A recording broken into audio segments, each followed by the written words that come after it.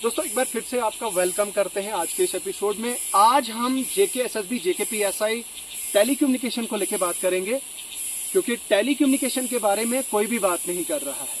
और आज मैं कुछ ऐसी फैक्ट्स और रियलिटीज आपके सामने रखने वाला हूं जो आपके लिए काफी ज्यादा इंपॉर्टेंट है। तो without further delay let's start the video. देखो यार, सबसे पहली बात तो ये कि हमारे जम्मू एंड कश्मीर में ये 5-6 साल के बाद ये रिक्रूटमेंट आई है, बल्कि 7 साल के बाद कहना दुरुस्त होगा। पोस्ट का लेवल भी काफ़ी अच्छा है और इसमें बच्चे भी जो है वो इंजीनियरिंग के ग्रेजुएट्स इसके लिए एलिजिबल थे, electronics and computer science engineering वाले और एआई वगैरह। तो खैर जेकेएसएसबी ने एडवर्टीजमेंट जारी की है और the exam is scheduled to December 27। लेकिन द प्रॉब्लम इज कि हमारे यहाँ JNK में जो टॉप लीडिंग इंस्टीट्यूट्स हैं उन्होंने इस जेकेपीएसआई टेलीकम्युनिकेशन का कोर्स लॉन्च नहीं किया है। रीजन बीइंग उनके पास फैकल्टी, एक्सपर्ट फैकल्टी नहीं है जो गेट मतलब या फिर इंजीनियरिंग लेवल का पढ़ाती हो, उनके पास वो फैकल्टी नहीं है। तो उसकी वजह से बहुत सारे यहाँ के टॉप लीडिंग इंस्टीट्यूट्स ने वो कोर्स लॉन्च नहीं किया है। नाउ द पॉइंट इज कि अब कुछ ऐसे इंस्टीट्यूट्स हैं उन्होंने इसका कोर्स जो है वो लॉन्च किया है। उन्होंने YouTube पे बढ़ा चढ़ा के शो किया है कि हमारे पास आओ आप, हमारे पास बहुत ज़बरदस्त फैकल्टी है। उन लोगों ने 1500 का कोर्स मतलब 1500 का वो कोर्स बेच रहे हैं, 2-2 हज़ार का बेच रहे हैं, 4,000 का बेच रहे हैं, 5,000 का बेच रहे हैं। भाई जितने भी ये लोग कोर्सेज बेच रहे हैं, मैंने सबके कोर्सेज को एक्सप्लोर किया है।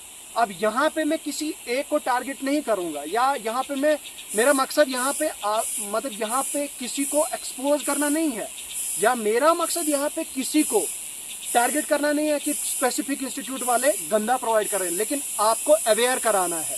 भाई this is my duty to make you sure कि आप जो है वो गलत चीज़ के पीछे ना भागें, आप जो है वो गलत सोर्स के पीछे ना जाएं। दिस इज माई ड्यूटी और मेरा काम है आपको अवेयर कराना। और मेरा कतन मकसद नहीं है किसी इंस्टीट्यूट को डिमीन करना या किसी इंस्टीट्यूट को एक्सपोज करना, पर्टिकुलर लेके किसी एक का नाम लेके।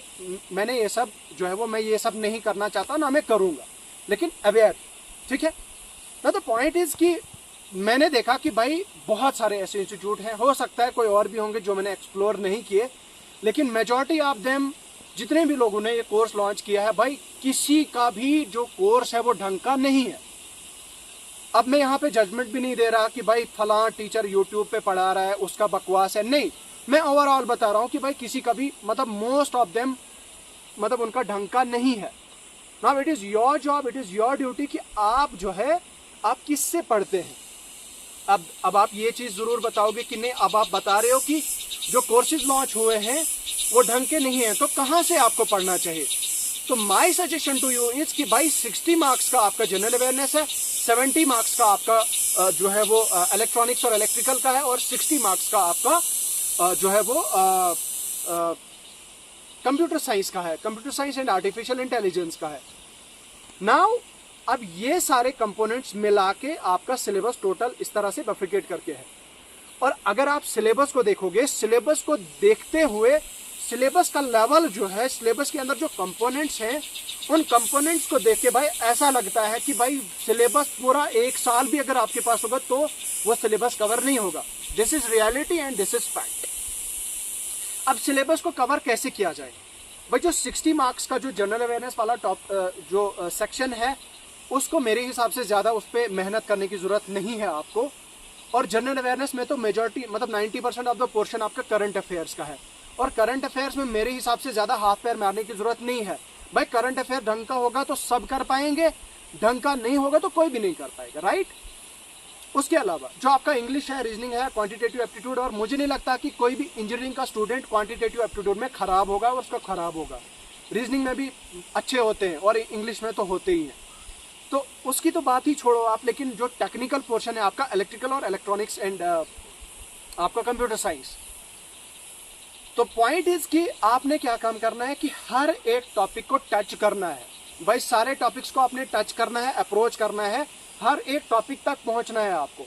भाई अगर आप DBMS पढ़ने लग जाओगे, since I am a computer engineer, और अगर मैं बताऊं तो अगर आप DBMS का जो आपका सिलेबस मेंशन करके रखा है, अगर आप DBMS को पढ़ने लग जाओगे तो भाई DBMS कोर्स को ही हम कम से कम 4 महीने लगेंगे आपको। भाई डेटा स्ट्रक्चर आपके कंप्यूटर नेटवर्किंग सेक्शन के अंदर रखा हुआ है, डेटा स्ट्रक्चर एल्गोरिदम को ही अगर आप पढ़ने लग जाओगे जो मेंशन करके रखा है, भाई कम से कम 4-5 महीने उस डेटा स्ट्रक्चर को ही लगेंगे आपको। लेकिन that is just a section, that is just a part of the computer networking system जो 20 मार्क्स का है आपका। तो गोया की ऑब्जेक्ट ओरिएंटेड प्रोग्रामिंग स्किल्स है, ओप्स है, उसके अलावा आपका जो है वो और भी बहुत सारे ऐसे सेक्शंस हैं जो बहुत ज़्यादा वास्ट है, या आपका ऑपरेटिंग सिस्टम है, भाई ऑपरेटिंग सिस्टम भी काफ़ी ज़्यादा वास्ट है।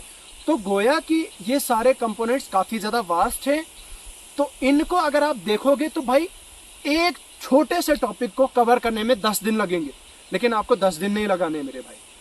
बहुत सारे लोगों के मैं कमेंट्स पढ़ रहा था, बहुत सारी जगह वो ये बता रहे थे कि भाई आपको IES लेवल के क्वेश्चंस की प्रैक्टिस करनी है। भाई नहीं करो इतना। अगर आप IES लेवल के क्वेश्चन सॉल्व करने लग गए तो भाई एक कंपोनेंट को 1 महीना लग जाएगा आपका। I hope you got my point. SI telecommunication में आपको IES लेवल की प्रिपरेशन करने की जरूरत कतई ही नहीं है। अगर आप वो करने लग गए तो आप अपने लिए खुद ही घड़ा खोदोगे और खुद ही उसमें चले जाओगे।